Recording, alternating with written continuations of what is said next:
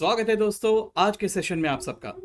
दोस्तों हम लोग सबसे पहले आज जो डिस्कस करने वाले हैं उसके बारे में मैं आपको बता दूं तो आज हम लोग मटेरियल कॉस्टिंग इस टॉपिक के जितने मॉड्यूल के क्वेश्चंस थे ये सारे के सारे क्वेश्चंस मैं आपके साथ इस वीडियो में डिस्कस करने जा रहा हूं। लेकिन मैंने आपको जब मैंने मटेरियल कॉस्टिंग का वीडियो डाला था तो मैंने उसमें आपसे पूछा था कि किसी को फीफो लीफो या फाइफो लाइफो जैसा भी प्रोनाउंस करना है, उन टाइप के क्वेश्चंस में किसी को अगर डिफिकल्टी है तो मैं उसके लिए भी एक वीडियो डालूंगा क्योंकि वो बहुत ही इजी कैटेगरी का होता है।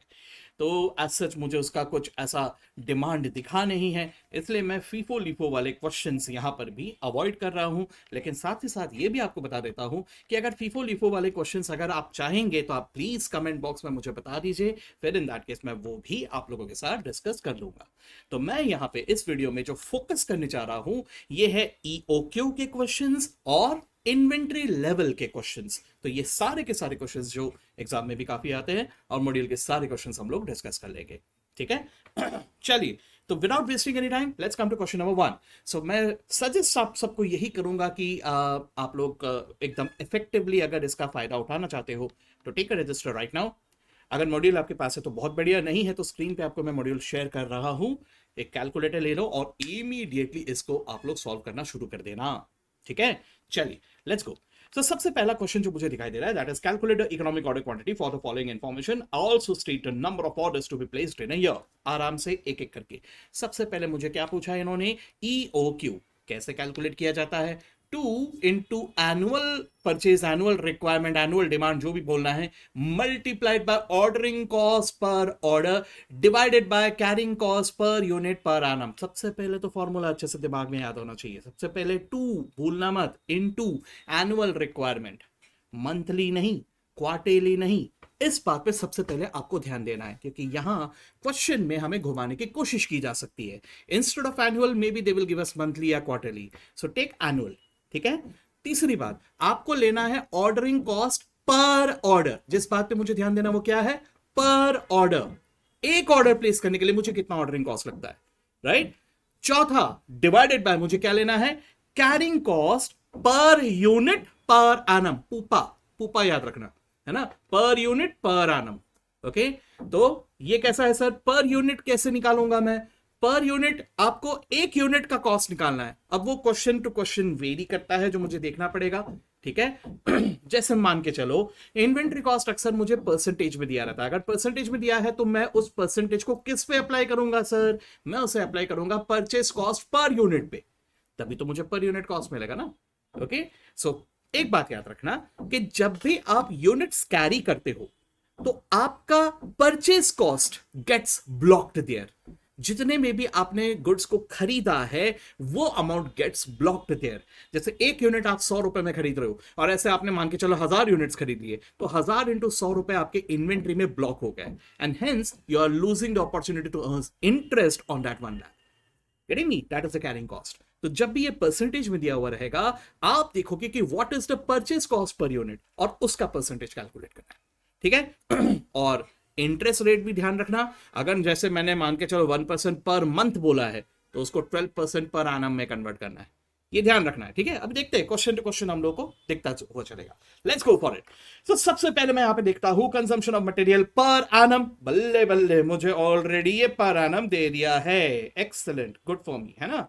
Okay, 10,000। Order placing cost per order, already ये दे दिया है पर ऑर्डर, बहुत ही बढ़िया। कॉस्ट पर केजी, ये कैरिंग कॉस्ट नहीं है, ये कॉस्ट पर केजी है, ये परचेस कॉस्ट है, ठीक है। और जरा ध्यान से लिखना, पर केजी यानी एक यूनिट का कॉस्ट है। अच्छा, स्टोरेज कॉस्ट कितना है, 8% ऑन एवरेज इन्वेंट्री। अब कुछ नहीं दिया है तो वो 8% एनुअली मानूंगा मैं, और 8% में किस पे निकालूंगा, 8% ऑफ 2, ठीक है। 2 रुपए का 8%, हमेशा परचेस कॉस्ट का 8% या जो भी परसेंटेज दिया है। Let's go for it. कितना आता है देख लीजिए, 8% ऑफ 2 इज इट 0.16। एक्सलेंट। सो मैं कैसे कैलकुलेट करूंगा, इट विल बी, यहां जैसा कि मुझे नजर आ रहा है 2, okay, multiplied by 10,000 annual requirement, multiplied by 50 divided by 0.16 carrying cost per unit per annum, ये आ गया 2500। That is my EOQ. सबसे पहला मुझे ईओक्यू मिल गया। अब उसके बाद मुझे क्या पूछा गया है? उसके बाद मुझे पूछा गया है number of orders. Number of orders कैसे कैलकुलेट करते हैं हम लोग? Annual requirement divided by the order size. My order size is now 2500 units. तो भाई साहब मुझे साल भर में खरीदने हैं 10,000 और मैं एक बार में जाके कितना खरीद रहा हूं? 2500।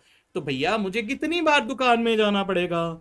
अगर मैं एक बार में 2500 यूनिट्स खरीद रहा हूं और मुझे टोटल 10,000 खरीदने हैं तो कितनी बार दुकान में जाना पड़ेगा? That is what is my number of orders. Number of orders will be 4। आ गया आंसर? एक्सीलेंट, पहला हो गया। अब दूसरा, average annual consumption of a material is 18,250 units at a price of 26.5 per unit. The storage cost is 20% on an average inventory and cost of placing an order is 50. तो सबसे पहली बात, annual requirement is 18,250, ordering cost per order already an order दिया है 50 और carrying cost दिया है 20%, storage cost is 20%। 20% किसका? 20% निकालेंगे 36.5 का। निकालो जल्दी से, ठीक है? तो देखो भाई यहां पे जैसा कि आपको दिखाई दे रहा है 2 into 18,250 annual requirement into 50 divided by 36.5 का 20% विच कम्स टू 7.3। तो ये कैलकुलेट करने पे आ गया 500। Simple. Okay, yes. Next question, without wasting time, जो इजी है उसको फटाफट करो। चलो आगे।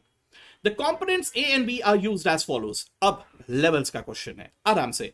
मुझे क्या क्या दिया है? मुझे नॉर्मल यूसेज दे दिया है, मुझे मैक्सिमम यूसेज दे दिया है, मुझे मिनिमम यूसेज दे दिया है। दोस्तों यहां पर एक एक्सीडेंट एरिया होता है जो मैं आपको बता दूं क्या होता है। देखो ध्यान से देखना, यहां पर कैसा दिया है? ये यूसेज पर वीक दिया है ना, पर वीक। Getting me? अब अगर पर वीक यूसेज दिया है तो लीड टाइम भी वीक्स में ही देना जरूरी है। समझो? मैचिंग।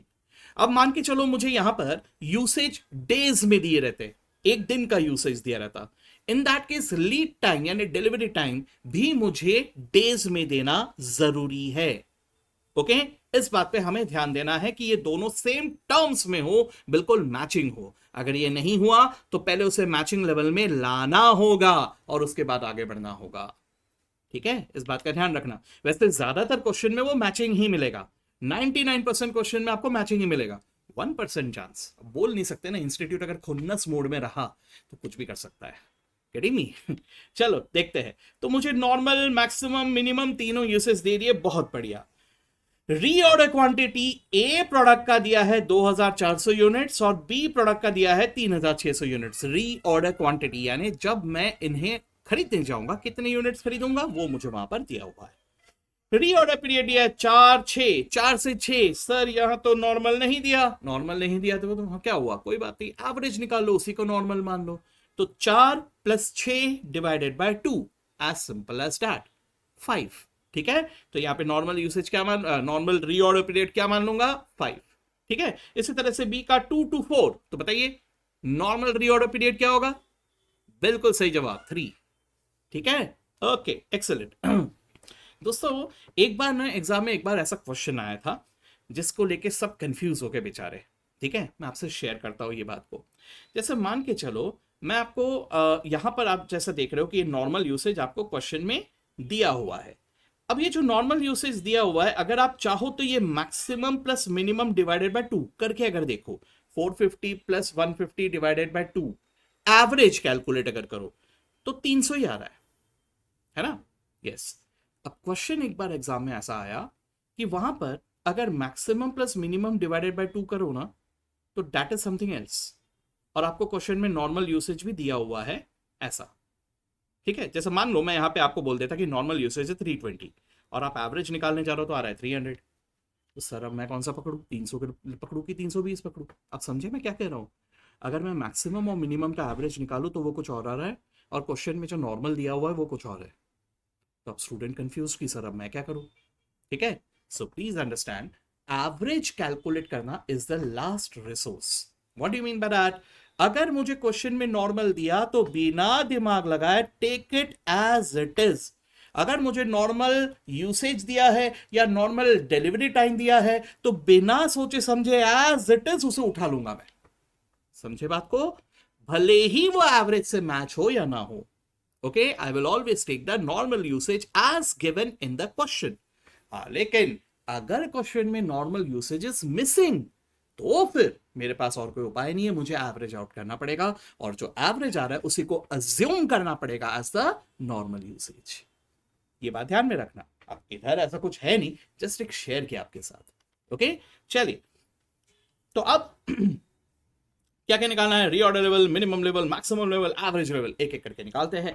तो सबसे पहले मैं कैलकुलेट करूंगा रीऑर्डर लेवल। दोस्तों यहाँ पे फॉर्मूला आपको याद होना बहुत ज्यादा सख्त जरूरत है, ठीक है। तो एक एक करके हम लोग देखते हैं। मैंने वैसे रिवीजन सीरीज में काफी हद तक इसको कवर किया था, बाकी जो मेरे रेगुलर बैच के स्टूडेंट्स हैं उन लोगों को अच्छे से मैं समझता हूं कि वो लोग सिर्फ आंखें बंद करेंगे, उन लोगों को पूरा रिकलेक्ट हो जाएगा, ठीक है। क्लास में अच्छा खासा हम लोगों ने इसको डिस्कस किया था। Okay, yes. तो एनीवेज, तो अब देखते हैं रीऑर्डर लेवल में कैसे कैलकुलेट करूंगा। Reorder level is maximum usage multiplied by maximum delivery time, correct. तो maximum usage into maximum delivery time. अब देखो यहाँ पे वक्त बचाना है, there is no fixed format yet for presenting the answer, but आपको यहाँ पे वक्त बचाते हुए बेस्ट प्रेजेंटेशन देना है। तो यहाँ पे कैसे कर सकते हो, फॉर्मूला के लिए एक कॉलम बना लिया पर्टिकुलर्स, और दोनों कंपोनेंट के लिए दो अलग कॉलम बना लिए। तो यहाँ पे सबसे पहले रीऑर्डर लेवल, फॉर्मूला लिख दिया, ये लिखना पड़ेगा, फॉर्मूला लिखना पड़ेगा। फॉर्मूला लिखा बगैर मैंने कैलकुलेशन सीधा आंसर लिख दिया, मार्क्स नहीं मिलेंगे पूरे। आपको फॉर्मूला भी लिखना पड़ेगा और उसके स्टेप्स भी लिखने पड़ेंगे, ठीक है। तो यहां पर 450 फॉर ए। अच्छा सर एक मिनट, ये 300, 450 और 150 ए का है कि बी का? ये तो बोला ही नहीं। अरे तो बोला नहीं तो क्या हुआ, दोनों का है, एज सिंपल एज दैट, दोनों का है, गेटिंग मी। तो as a result it will be 450 into 6, okay, maximum. और यहीं पे कंपोनेंट बी के लिए 450 इंटू 4, समझ रहे हो बात को? यस, ये कर लिया हम लोगों ने। अब ये आ गया रीऑर्डर लेवल। अब सबसे पहले हमेशा रीऑर्डर लेवल ही कैलकुलेट करना। क्यों सर? क्योंकि मिनिमम लेवल, मैक्सिमम लेवल, इन सब में उसी रीऑर्डर लेवल की जरूरत है, और एवरेज लेवल के लिए मिनिमम और मैक्सिमम की जरूरत है, इसलिए सबसे पहले रीऑर्डर लेवल, ठीक है, निकाल लिया। अब नेक्स्ट कोई भी निकालो, मिनिमम लेवल या maximum level, as the case में भी। तो मिनिमम लेवल कैसे निकालूंगा मैं? शॉर्ट में एक बार आपको याद रखने का टेक्निक बताता हूं, ठीक है। ये शॉर्ट में बता रहा हूं, देखो कैसा होगा कि आपने रीऑर्डर लेवल में ऑर्डर प्लेस किया, ठीक है। अब पॉइंट ये है कि हमें चिंता हो रही है कि भाई आगे वाला बंदा भूल गया तो, ओके। तो भाई मैं एक एग्जांपल देता हूं जो मैंने अपने क्लास में भी दिया हुआ था, कि कई बार बेचारे मुंडों के साथ, लड़कों के साथ ऐसा हादसे होते रहते हैं। जैसे कई बार मैंने तो देखा है, भाई मेरे साथ तो हुआ है, आपके साथ भी शायद हो गया हो ऐसा। मान के चलो मैं किसी किराने की दुकान, मेरे साथ एक्चुअल में किराने की दुकान में ऐसा हुआ है, ठीक है। तो मैं गया वहां पे किराने की दुकान में, कुछ खत्म हो गया घर पे, मैं सामान लेने गया, ठीक है। तो मैं बोल रहा हूं मुझे सिर्फ एक ही सामान लेना है, ओनली वन सामान, लेकिन वो दुकानदार को बेचारे को फुर्सत ही नहीं है। क्यों? क्योंकि वहां पे काफी सारे लेडीज जो है ना, वो एक के बाद एक लिस्ट पे लिस्ट बताए जा रहे हैं, ये हो जा रहा है, वो हो जा रहा है, बकवास बातें किए जा रहे हैं। मैं वहां पे खड़ा हूं एज इफ वो मुझे देख ही नहीं रहा। भाई मैं तो इनविजिबल मोड में हूं, मैं तो दिख ही नहीं रहा उसको। तो मैंने उसको बोला था भाई साहब 1 किलो शक्कर चाहिए, ठीक है। वो उसका ध्यान ही नहीं, वो तो वहां पे बतियाने में लगा हुआ है, ओके। तो थोड़ी देर रीजनेबली रुकने के बाद मुझे उसे याद दिलाना होगा ना, ओ भाई 1 किलो शक्कर कहां है? Getting me? Try to understand. कई बार ऑर्डर प्लेस करने के बाद भी हमारा ऑर्डर एक रीजनेबल टाइम में आ जाना चाहिए। अगर तब तक नहीं आया तो मन में कुछ तो घबराहट होगी ना कि मेरा ऑर्डर आएगा कि नहीं आएगा। इसलिए तब हम लोग उसे रिमाइंडर कॉल करेंगे, भाई ऑर्डर प्लेस किया था, कहां है? गेटिंग मी? जैसे डोमिनोज में आपने ऑर्डर प्लेस किया तो आप 2 मिनट के बाद ही उनको कॉल करके बोलोगे क्या, वो ऑर्डर प्लेस किया था, कहां है? फिर 4 मिनट के बाद फिर से बोलोगे, 5 मिनट के बाद फिर से बोलोगे, 10 मिनट के बाद फिर से बोलोगे। ऐसा करोगे तो डोमिनोज बोलोगे दे तेरा ऑर्डर जा, ऐसा हो जाएगा, है ना। सो द पॉइंट इज आप एक रीजनेबल टाइम तक रुकोगे, है ना। What is the reasonable time? Normally speaking for Domino's pizza it will be half an hour, है ना। अब आधे घंटे हो गए तो आप जरूर एक बार कॉल करोगे, भाई भूल तो नहीं गया, ऑर्डर प्लेस किया था। Getting me? So try to understand. Reorder level के बाद आप एक रीजनेबल टाइम तक रुकते हो, ओके। एक रीजनेबल टाइम तक आपके यूसेज होते रहेंगे, गेटिंग मी? तो जरा ध्यान से देखना, मैं मिनिमम लेवल मतलब वो लेवल की बात कर रहा हूं जहां पे मैं आगे वाले को रिमाइंडर दूंगा। अब इसके लिए मैं कैसे कैलकुलेट करूंगा? रीऑर्डर लेवल में से मैं माइनस करूंगा रीजनेबल टाइम का reasonable consumption. What is that? Minus normal usage into normal reorder period. ये माइनस करने पे जिस लेवल पे मैं पहुंचा, दैट इज द पॉइंट। जैसे मैं उस पॉइंट पे पहुंच जाता हूं, यार अब तक तो मेरे पास स्टॉक आ जाना चाहिए था, अभी भी नहीं आया, लेट्स कॉल। समझे बात को? तो ये ट्रिक है जिससे याद रख पाओगे, रीऑर्डर लेवल माइनस रीजनेबल या normal consumption for normal delivery time. Okay, yes. तो ये कैलकुलेट कर लो, तो ये आ रहा है 1200 और 900, करेक्ट, यस। अब इसके बाद मैक्सिमम लेवल। मैक्सिमम लेवल मतलब बेसिकली मुझे ये देखने का है कि मैक्सिमम स्टॉक मेरे पास कितना रह सकता है। ओके, मैंने ऑर्डर प्लेस किया रीऑर्डर लेवल पे, ठीक है। उसके बाद स्टॉक रिफिल होगा आरओक्यू से। क्यों? क्योंकि उतने ही यूनिट्स मेरे पास आएंगे ना। अच्छा, आरओक्यू से स्टॉक रिफिल तो होगा, लेकिन at the same time stock थोड़ा कम भी होगा, क्योंकि मैं ऑर्डर प्लेस करते ही मेरे पास आ जाएंगे क्या गुड्स? नहीं, थोड़ा तो टाइम लगेगा ना।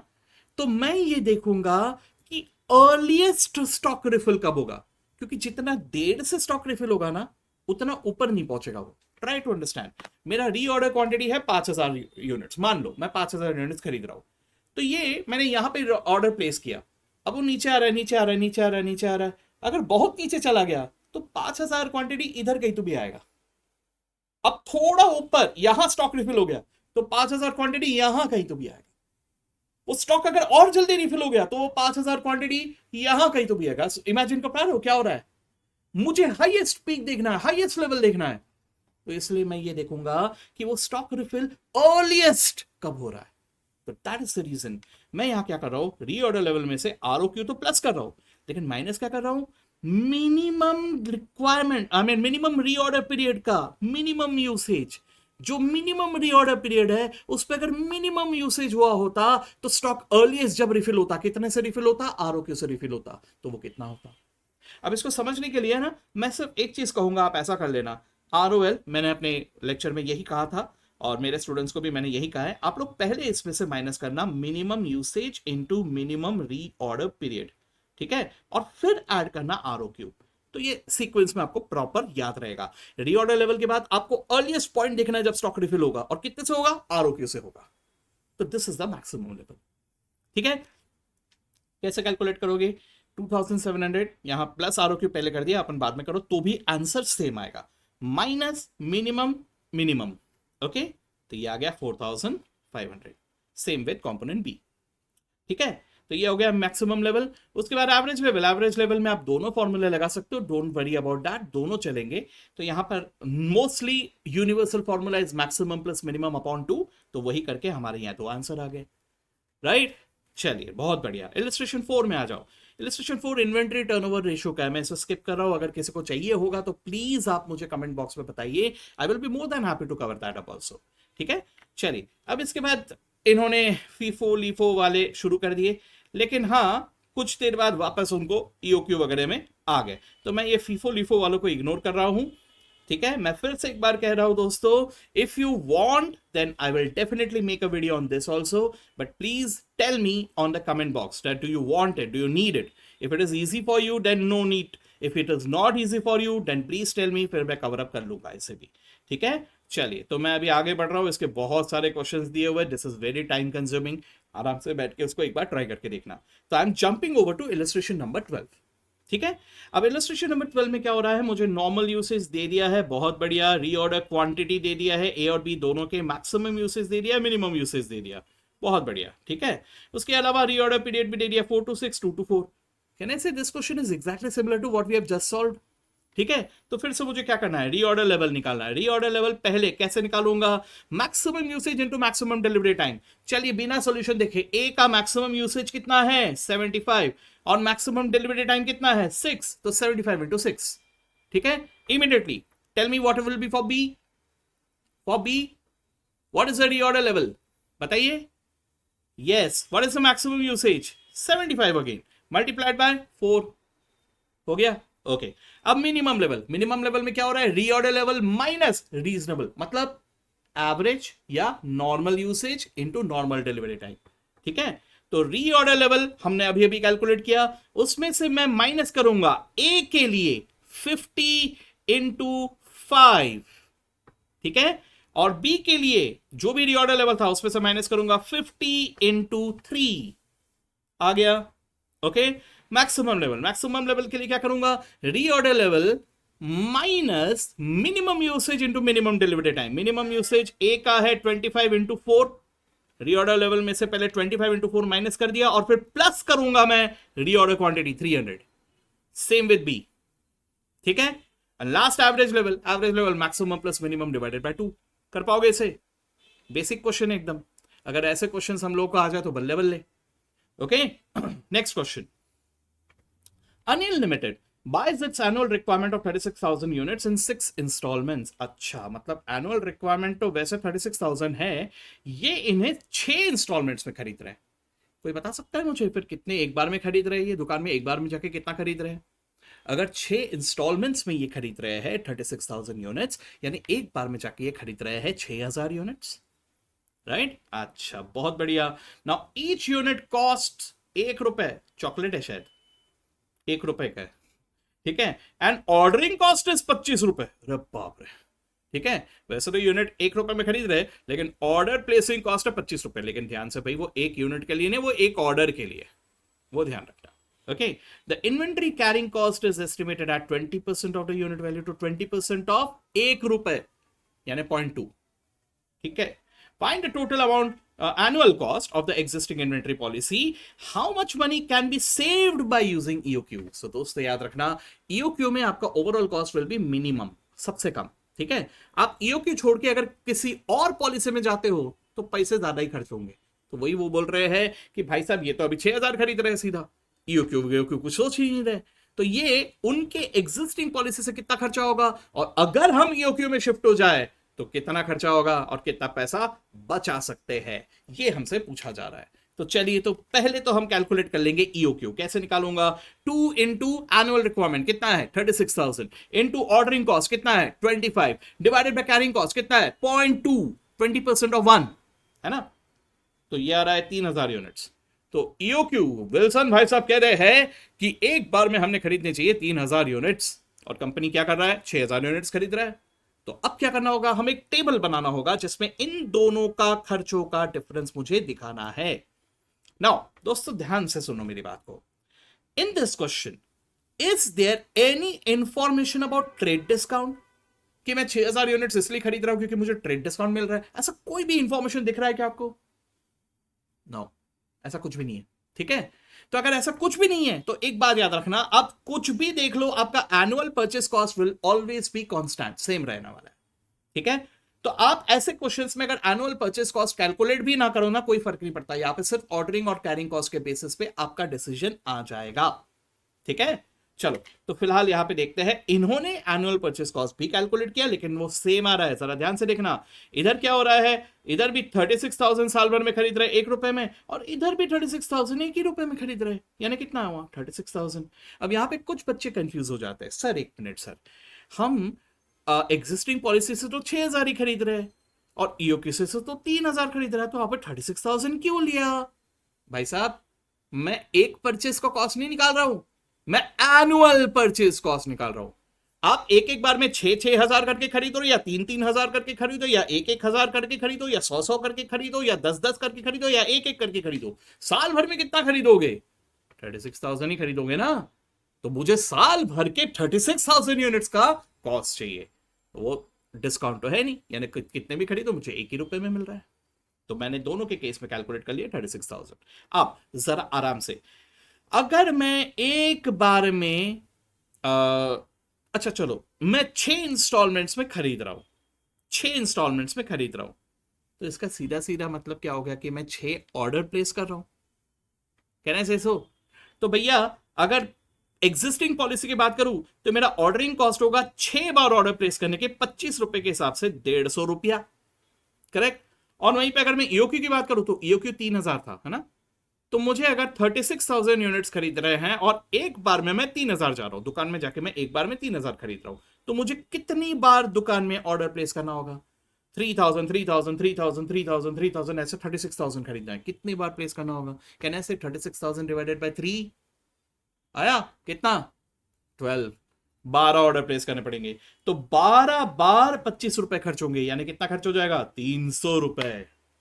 ओके, अब देखते हैं कैरिंग कॉस्ट। सो दोस्तों, भले ही मैं 36,000 यूनिट्स खरीद रहा हूं, लेकिन at a time I am buying just 3000 या 6000 यूनिट्स, तो मैं 36,000 यूनिट्स कैरी कर ही नहीं रहा हूं, मैं तो कर रहा हूं या तो 6,000 या तो 3,000।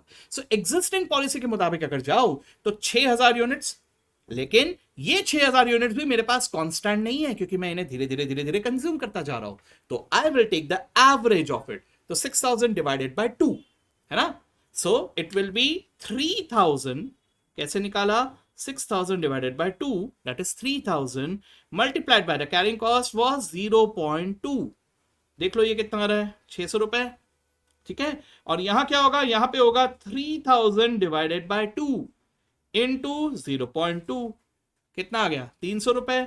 और एक चीज ऑब्जर्व करना, ईओक्यू में ऑर्डरिंग कॉस्ट और कैरिंग कॉस्ट बिल्कुल सेम आया, ठीक है। अच्छा, अब टोटल लेके देखेंगे, यार है 36,750, यार है 36,600, अरे भाई साहब ईओक्यू में अगर शिफ्ट हो जाओगे तो पूरे 150 रुपया सेव होगा, ठीक है। यहां पे 150 रुपए ज्यादा एक्सपेंसिव पड़ रहा है, यही पूछा था हमसे, इजी क्वेश्चन, ओके। आगे देखते हैं, the annual demand for an item is 3,200, annual demand directly दे दिया है, यूनिट कॉस्ट है 6 रुपए, कैरिंग चार्जेस है 25%, 25% किसका निकालोगे, 6 रुपए का, and the cost of one procurement, word बदल दिया लेकिन प्रोक्योरमेंट का मतलब ऑर्डर होता है, ठीक है, कितना है, 150 रुपया, ओके। चलो भैया, 3 चीजें पूछे, EOQ, number of orders and time between 2 consecutive order, देखते हैं आराम से। सबसे पहली बात ईओक्यू, तो it will B 2 into 3,200 into 150 रुपया डिवाइडेड बाय 6 रुपए का 25%, ऐसा ही आएगा, ओके। तो ये कैलकुलेट करके आ रहा है 800, ठीक है। अच्छा, अब एनुअल नंबर ऑफ ऑर्डर्स पूछा जा रहा है, नंबर ऑफ ऑर्डर्स, तो भाई साहब 3,200 खरीदना है और एक बार में 800 खरीद रहे, तो 800 800 800 ऐसे कितनी बार ऑर्डर प्लेस करना पड़ेगा, 3,200 डिवाइडेड बाय 800 यानी कितना, 4 आया number of orders, excellent. Time between 2 consecutive orders, time between 2 consecutive orders का मतलब क्या कह रहे हैं, एक ऑर्डर देने के बाद मैं कितने टाइम तक रुक के अगला ऑर्डर प्लेस करूंगा, ठीक है। तो भाई साहब साल भर में हम 4 बार ऑर्डर प्लेस कर रहे हैं, है ना, अगर साल भर में मैं 4 बार ऑर्डर प्लेस कर रहा हूं तो कितने महीनों के गैप में ऑर्डर प्लेस कर रहा हूं, सोच के देखो जरा, कैसे कैलकुलेट करोगे, साल भर में 12 महीने होते हैं, 12 महीने और मैं 12 महीने में 4 ऑर्डर प्लेस कर रहा हूं, तो 12 महीने डिवाइडेड बाय 4, यानी मैं हर 3 महीने में ऑर्डर प्लेस कर रहा हूं, करेक्ट। तो वैसे हमारे कैलकुलेशन के मुताबिक 12/4 कम्स टू 3, इन्होंने यहां पे ठीक है, तो दोस्तों वो 3 है, ओके, करेक्ट कर लेना उसको। 12 डिवाइडेड बाय 4 हमारे टेबल के मुताबिक 4 3 आर 12 ना, करेक्ट कर लेना, ओके। बाकी अगर किसी को लग रहा होगा वहां पे सही लिखा हुआ है तो ओके, माफ करना, ओके, चलो ठीक है। एनीवेज आगे देखते हैं, next question, a company manufactures a special product which requires a component alpha, the following particulars are collected from for the year 2021, so annual demand for alpha 8,000, cost of placing an order 200, बल्ले बल्ले पहले दो requirement तो यहीं पे दे रही है, और cost of alpha is 400, carrying cost है 20%, हाँ, तो 20% ऑफ 400 निकाल लो, 80 रुपए आ गया, ठीक है, that's it. So and EOQ निकालने के लिए बोला है इन्होंने, निकाल लो, 2 into 8,000 into 200 ordering cost divided by 80, ये आ गया 200 यूनिट्स, ओके। अच्छा, now company has been offered a quantity discount of 4% on purchase of alpha provided the order size is 4,000 components at a time, कम से कम 4,000 कंपोनेंट्स एट अ टाइम अगर मैं खरीदूंगा ना तो फिर मुझे ये 4% डिस्काउंट देने को तैयार है, तो कंपेयर करना पड़ेगा अभी, ठीक है। अब डिस्काउंट है तो परचेस कॉस्ट का भी इंपॉर्टेंस आ जाता है, तो क्या करूंगा मैं एग्जिस्टिंग पॉलिसी यानी ईओक्यू में कैलकुलेट करूंगा विदाउट ट्रेड डिस्काउंट, ठीक है। तो क्या होगा देखते हैं, और अगर उसके बाद मान ले तो क्या होगा वो भी देखते हैं, चलो देखते हैं। तो सबसे पहले अगर मैं ईओक्यू में ऑर्डर प्लेस करूं तो परचेस कॉस्ट होगा 8,000 इंटू 400 पूरा, no discount, 32 lakh. Ordering cost कितना होगा देखना पड़ेगा, कितने ऑर्डर है, तो भाई साहब 8,000 यूनिट्स, एक बार में 200 खरीद रहे हैं तो 40 ऑर्डर प्लेस करने पड़ेंगे, तो 40 order at the rate ordering cost 200 था, ये आ गया 8,000, carrying cost 200 divided by 2 average, ठीक है, इनटू 80, 400 का 20%, तो ये भी आ रहा है 8,000, ईओक्यू में तो ऑर्डरिंग और कैरिंग कॉस्ट सेम ही आना है, ठीक है। तो ये टोटल हो गया 32 लाख 16। लेकिन वहीं पे अगर मैं सप्लायर के ऑफर के मुताबिक जाऊं तो वो मुझे कम से कम 4,000 यूनिट्स खरीदने के लिए कह रहा है एक बार में। तो भैया 8,000 में से अगर मैं एक बार में 4,000 यूनिट्स खरीदूं तो आ गया मेरा नंबर ऑफ ऑर्डर्स 2। ठीक है, अब मैं सिर्फ 2 ऑर्डर्स अगर प्लेस कर रहा हूं तो क्या होगा? पहली बात, यहां पे मुझे 8,000 यूनिट्स डिस्काउंट में मिलेगा। डिस्काउंट बोले तो 400 में से 4% माइनस कर दो। ठीक है, तो ये आ गया 30 लाख 72,000। अब आप लोग 32 लाख में से 4% भी माइनस कर सकते हो, सेम आंसर आएगा। ठीक है, उसके बाद अगर मैं ऑर्डरिंग कॉस्ट कैलकुलेट करूं तो ऑर्डरिंग कॉस्ट कितना होगा? ऑर्डरिंग कॉस्ट इस बार 2 ही ऑर्डर है तो 2 ऑर्डर इंटू 200 कितना हो जाएगा? ये हो जाएगा 400।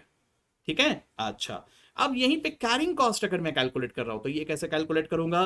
कैरिंग कॉस्ट के लिए मैं इस बार 4,000 यूनिट्स कैरी कर रहा हूं भाई, तो 4,000 यूनिट्स डिवाइडेड बाय 2 यानी 2,000। 2,000 इंटू, इस बार याद रखना इस बार मेरा परचेस कॉस्ट अलग है, सो 20% भी बदलेगा। This is tax resident area.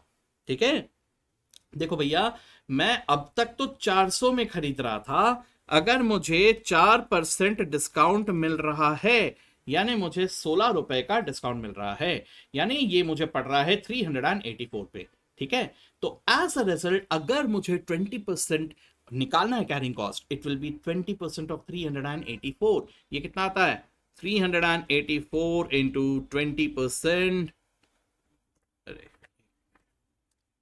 384 into 20%, ये आता है 76.8।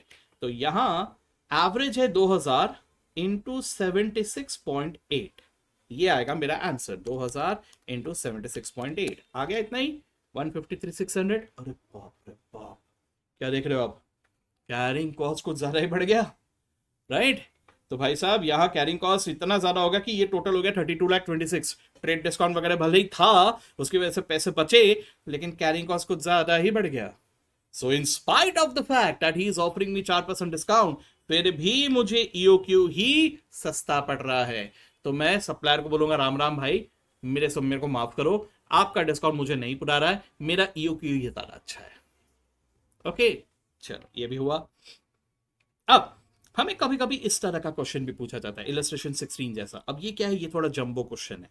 ठीक है, इसमें क्या हो रहा है कि सप्लायर का एक ऑफर नहीं, मल्टीपल ऑफर है, यानी उसने क्या कर दिया, इसने प्राइस डिवीजन ही दे दिया, अलग अलग अलग अलग। ठीक है, और इसमें अपने को पूछा जा रहा है कि आप कैलकुलेट करो ईओक्यू क्या होगा। सो दोस्तों, यहाँ पे ट्रेड डिस्काउंट इतने मल्टीपल होते हैं कि आप यहाँ पे विल्सन का फॉर्मूला लगा ही नहीं सकते, तो आपको यहाँ ट्रायल एंड एरर से ही सॉल्व करना होगा। तो कैसे ट्रायल एंड एरर से सॉल्व करूंगा? For each and every option I will make a separate calculation. तो यहां पे मुझे purchase cost plus ordering cost plus carrying cost साल भर का टोटल निकालना होगा। ये टोटल जहां पे सबसे कम आ रहा है, that is the most beneficial option for me. ठीक है,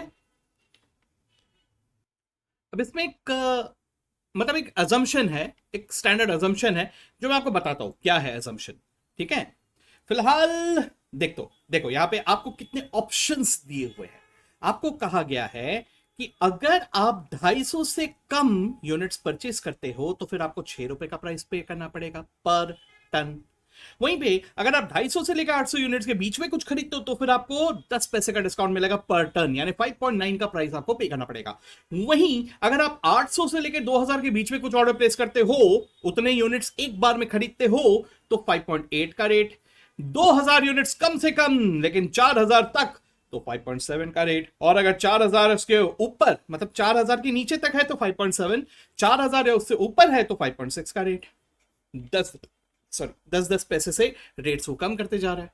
ठीक है, ओके। एनुअल रिक्वायरमेंट है 4,000 टन। ओके, तो अब स्टॉक होल्डिंग कॉस्ट है 20%, जो कि परचेज प्राइस का 20% होगा। परचेज प्राइस अगर अलग अलग है तो स्टॉक होल्डिंग कॉस्ट भी अलग अलग आएगा। ओके, और वहीं पे मुझे बोला गया है कि delivery cost per order is 6। Ordering cost per order भी दे दिया है, लेकिन यहां पे विल्सन का फॉर्मूला अप्लाई किया ही नहीं जा सकता क्योंकि यहां पे हर एक जगह पे अलग अलग ट्रेड डिस्काउंट है। तो विल्सन फॉर्मूला फेल्स है।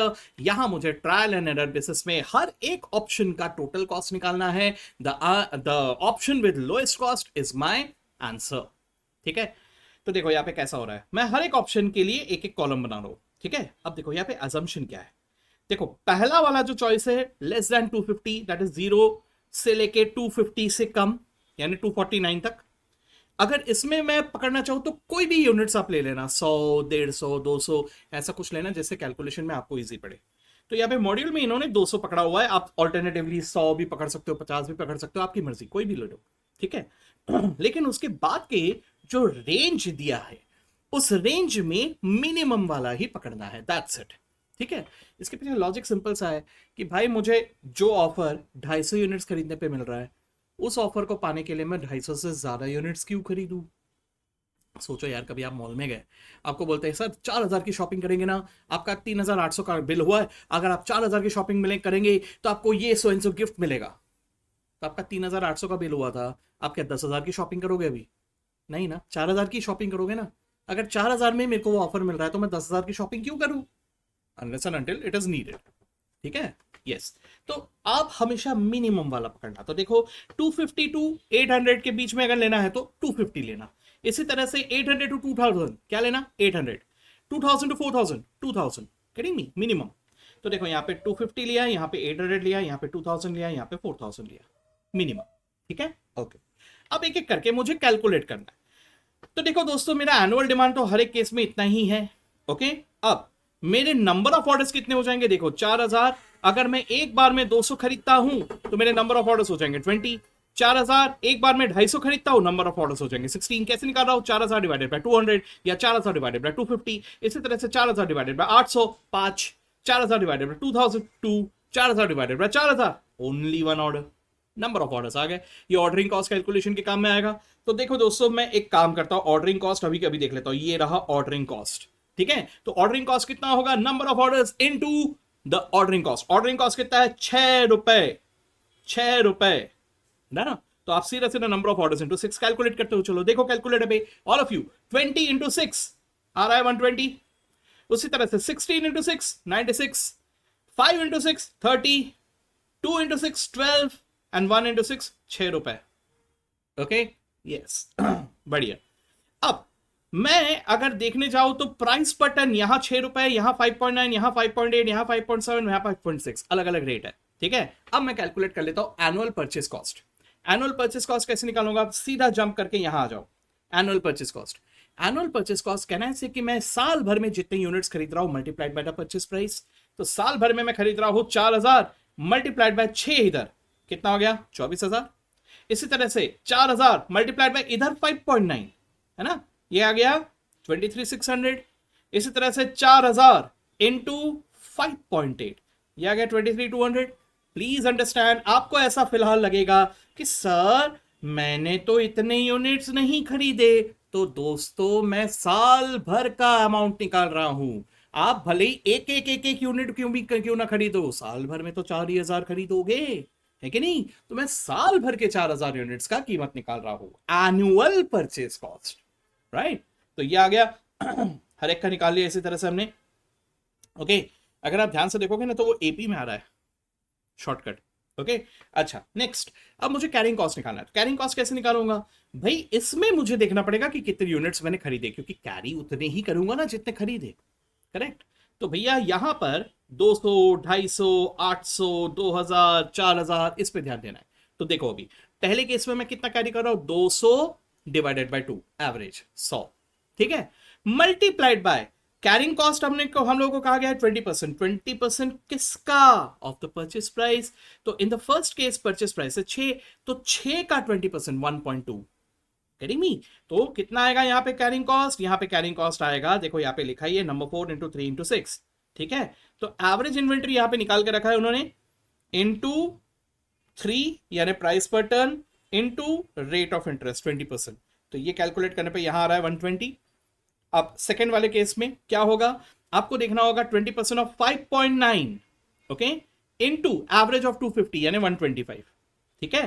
तो ये आ रहा है 147.5 एंड सो ऑन, ओके।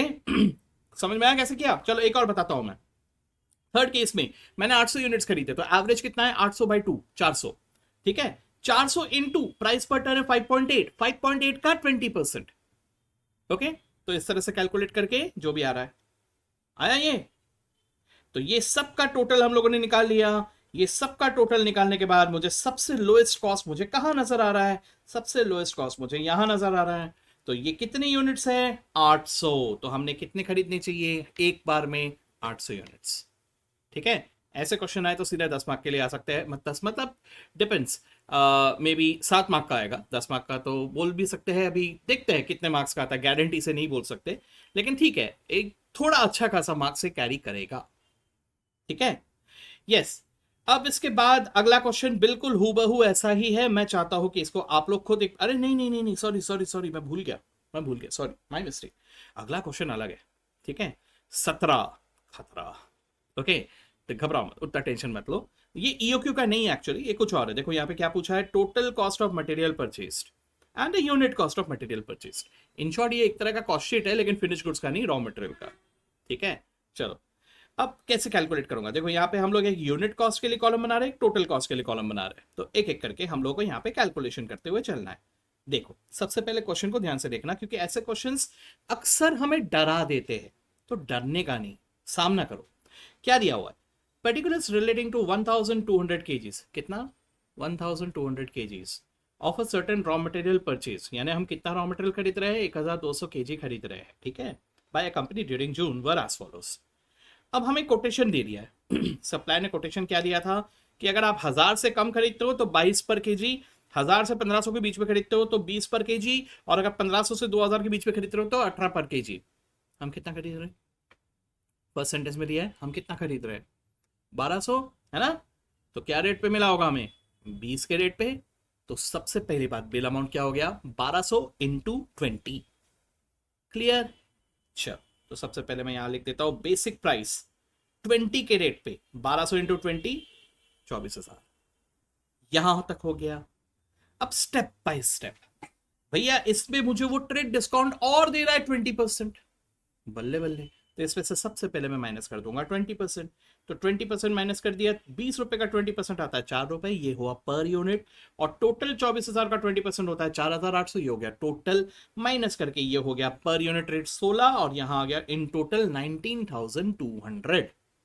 यहां तक ठीक है। ओके, आगे मुझे क्या दिख रहा है, एडिशनल चार्ज, कुछ और भी चार्ज कर रहा है फॉर कंटेनर्स एट रेट 10 पर ड्रम ऑफ 25 kgs। ठीक है, ये और चार्ज कर रहा है 10 रुपए। किसके लिए चार्ज कर रहा है, ड्रम के लिए, जिसपे वो पैक करके हमें भेज रहा है। ठीक है, और वो ड्रम का कैपेसिटी क्या है, 25 kg का कैपेसिटी है। अच्छा, आराम से सोच के देखना, हमने कितने खरीदे, केजीज में कितने खरीदा, हमने कहने से 1200 केजी खरीदा है ना।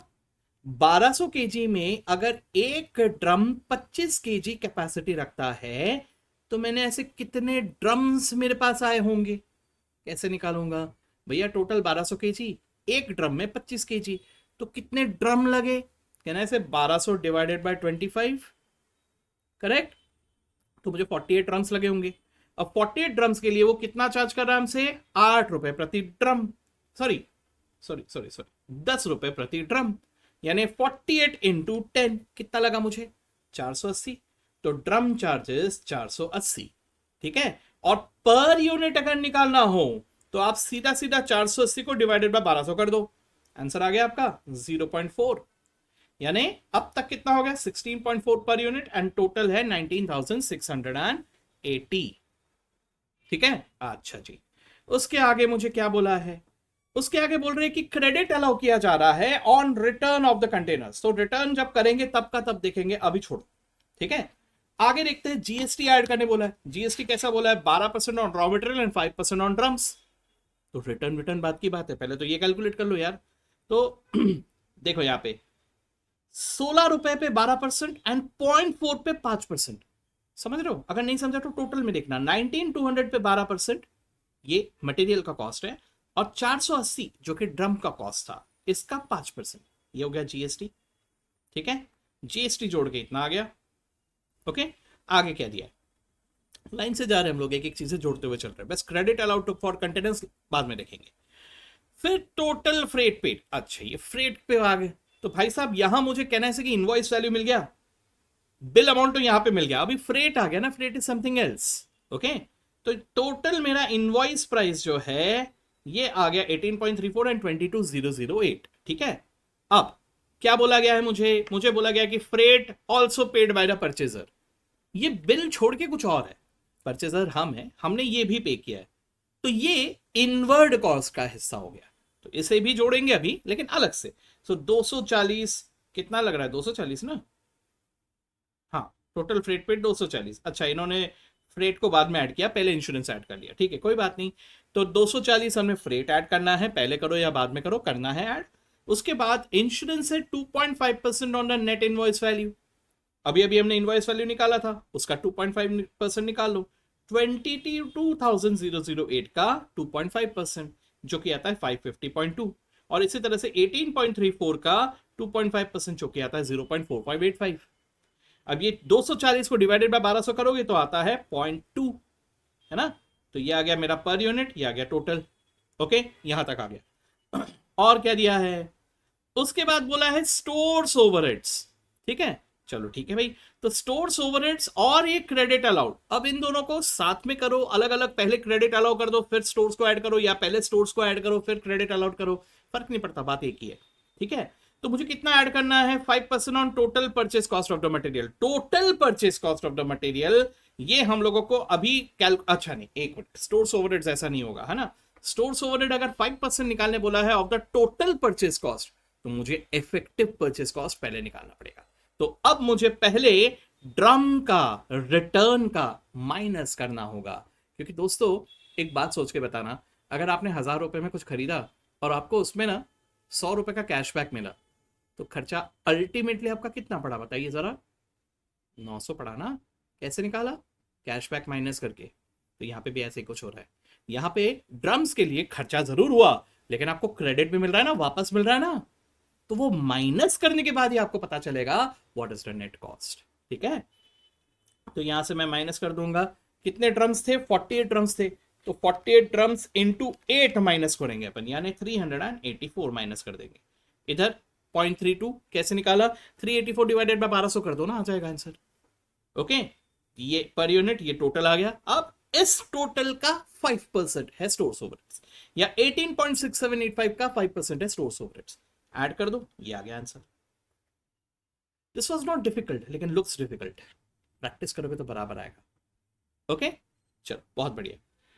अगला क्वेश्चन इन्वेंट्री, ये इस टर्नओवर रेशियो का है, लेकिन उस पर अभी मैं ध्यान नहीं दे रहा हूं, इसलिए मैं आगे बढ़ जाता हूं सीधा। क्वेश्चन नंबर 19, ठीक है।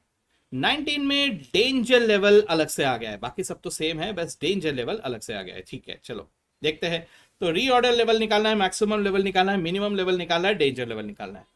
अब reorder quantity is to be calculated on the basis of the following information. Reorder quantity यानी कितना क्वांटिटी परचेज करना है, तो यहां पे बोला है cost of placing an order 20, number of units to be purchase 5000, and purchase price 50, और एनुअल स्टोरेज कॉस्ट 5। ईओक्यू का डिटेल नहीं लग रहा है ना, तो देखो बात को समझो, अगर क्वेश्चन में आरओक्यू नहीं दिया रहा तो वो ईओक्यू का डिटेल दे देंगे, and EOQ in that case will become the ROQ. So दोस्तों there is a difference between ROQ and EOQ. Okay what is ROQ, ROQ मतलब मैं कितने यूनिट्स खरीद रहा हूं, व्हाट इज ईओक्यू, कितने यूनिट्स खरीदना चाहिए जिससे कि आपका कॉस्ट हमेशा मिनिमम रहे। Now try to understand, I might follow EOQ, I may not follow EOQ। तो अगर मैं EOQ फॉलो नहीं कर रहा हूं तो जो मेरा पॉलिसी है उसके मुताबिक जो खरीद रहा हूं दैट इज ROQ। ओके वैसे ROQ should be equal to EOQ। Okay चलो अब आगे मुझे लीड टाइम का डिटेल दे दिया है, एवरेज भी दिया है, मैक्सिमम भी दिया है, मिनिमम भी दिया है, देख रहे हो ध्यान से, इमरजेंसी परचेज का भी दिया है, this is for danger level, ठीक है। और यहाँ पे एवरेज यूनिट्स, अब देखो गड़बड़, कंजम्पशन में मुझे कैसा दिया है, मुझे बोला है कि 15 यूनिट्स पर डे एवरेज है और मैक्सिमम 20 है, मिनिमम नहीं दिया। निकाल सकते हैं ना भाई, अगर एवरेज 15 है और मैक्सिमम 20 है तो मिनिमम कितना रहा होगा, निकालना पड़ेगा, कितना आएगा बताइए, 10, राइट।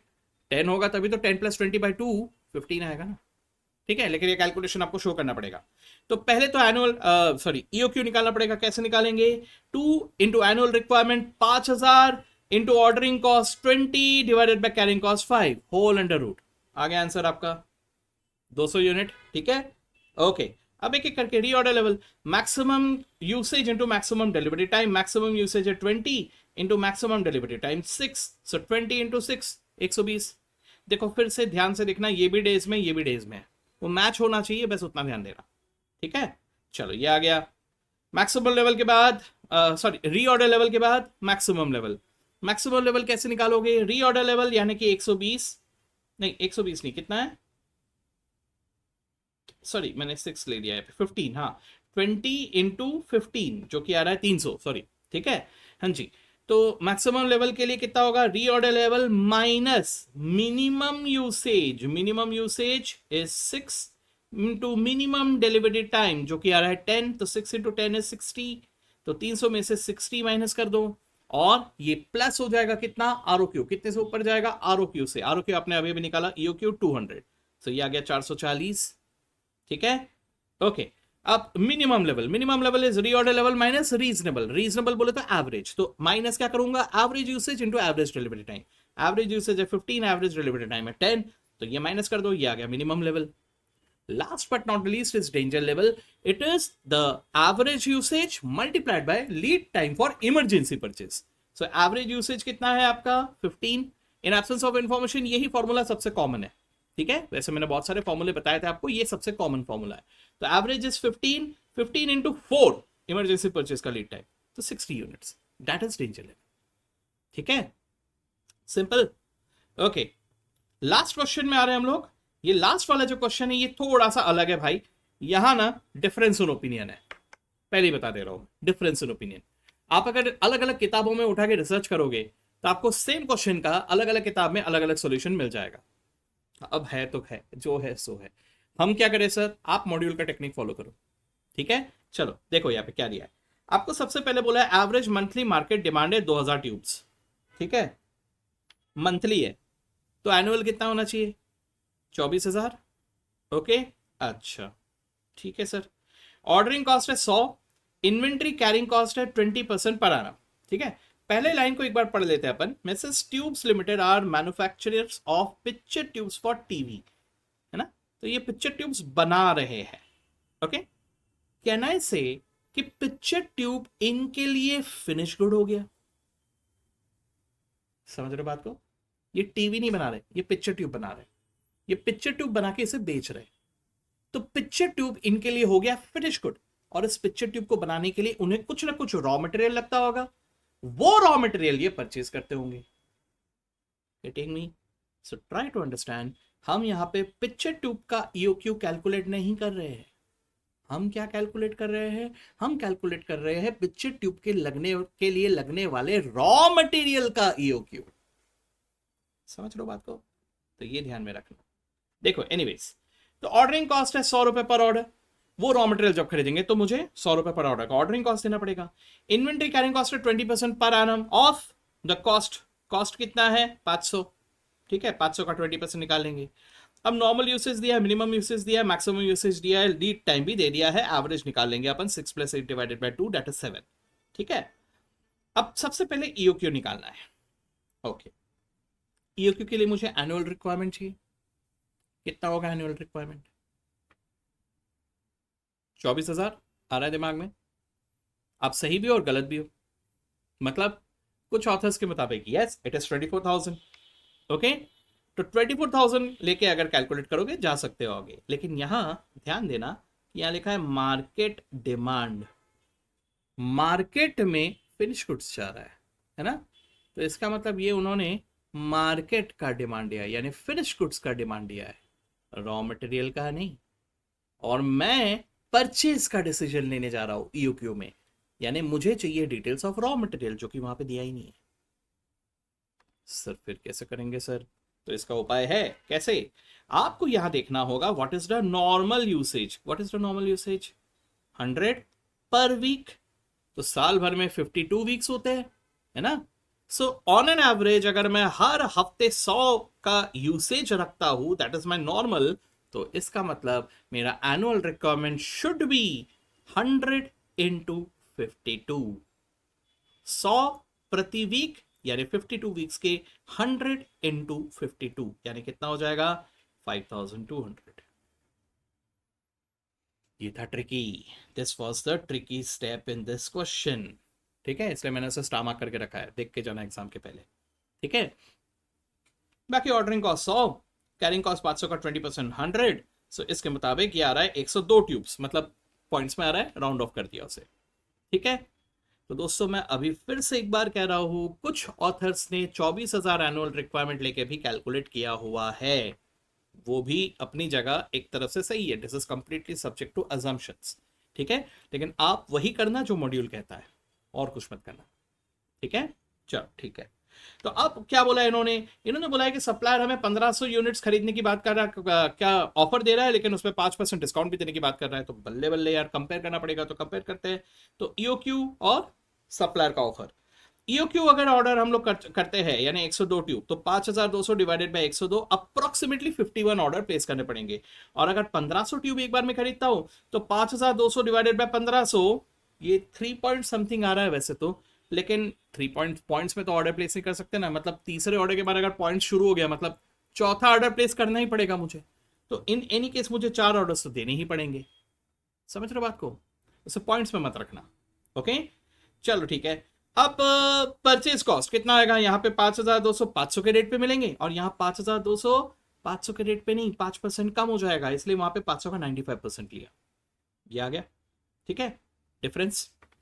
ऑर्डरिंग कॉस्ट, यहाँ पे 51 ऑर्डर्स के लिए मुझे 100 रुपए के हिसाब से 5100 देना है, और यहाँ पे सिर्फ 4 ऑर्डर के लिए 100 रुपए के हिसाब से 400 देना है। लेकिन यहां मैं कैरी करूंगा 102 यूनिट्स, तो 102 डिवाइडेड बाय 2 इनटू 500 का 20%, जो कि आ रहा है 5100, सेम एज ऑर्डरिंग कॉस्ट। लेकिन अगर मैं सप्लायर के मुताबिक चलूं तो 1500 यूनिट्स खरीदने कह रहा है, तो 1500 divided by 2, average 750 units carry करूंगा मैं। तो 750 इंटू इस बार 500 का 95% डिस्काउंट के बाद उसका 20%, तो ये आता है 71,250। अब टोटल लेके देखो, टोटल लेके मुझे यहां पे सस्ता दिख रहा है, सो एज अ रिजल्ट मैं सप्लायर के ऑफर को इस बार हाँ कह दूंगा, क्योंकि उसका ऑफर मुझे ज्यादा सस्ता पड़ रहा है। समझ रहे हो बात को। बस last but not the least, आपको रीऑर्डर लेवल पूछा है, मिनिमम लेवल पूछा है, मैक्सिमम लेवल पूछा है। रीऑर्डर लेवल कैसे निकालोगे, maximum usage into maximum delivery time आ गया। ओके, मिनिमम लेवल कैसे निकालोगे, minimum level will be reorder level जो आया अभी आपका माइनस रिक्वायरमेंट, एक reasonable time. So reasonable time का मतलब क्या हुआ, normal usage into normal delivery time, correct. और मैक्सिमम लेवल कैसे निकालोगे, रीऑर्डर लेवल में से माइनस करो minimum delivery time into minimum usage, फिर उस पर प्लस कर दो ROQ। ओके, कर लोगे इसको अभी। सो दोस्तों हमने सारे क्वेश्चंस यहाँ पे डिस्कस कर लिए। I hope this was beneficial for all of you. Okay, इसको इमीडिएटली प्रैक्टिस कर लो, अभी के अभी पूरा पूरा मटेरियल आपका खत्म हो जाता है। और फीफो लीफो के बारे में मैं वेट करूंगा, अगर आप लोग कुछ कहेंगे तो definitely I will come up with the session. और अगर आप लोग को जरूरत नहीं है तो भी प्रैक्टिस जरूर करना, सिली मिस्टेक्स होते हैं वहां पे। ठीक है, सो दोस्तों इस एक सेशन में हमने पूरे मटेरियल के मॉड्यूल के क्वेश्चंस डिस्कस कर लिए।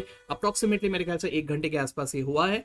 ठीक है, चलिए तो अगले सेशन में मैं कवर अप कर लूंगा लेबर के क्वेश्चंस, और उसके बाद हम कॉन्सेप्ट सीरीज में आगे बढ़ेंगे। ठीक है, चलिए दोस्तों, so see you in the next session, जो कि आने वाला है, आने वाले 2-3 दिनों में मैं अपलोड करता हूं उसे। Okay, good bye all of you.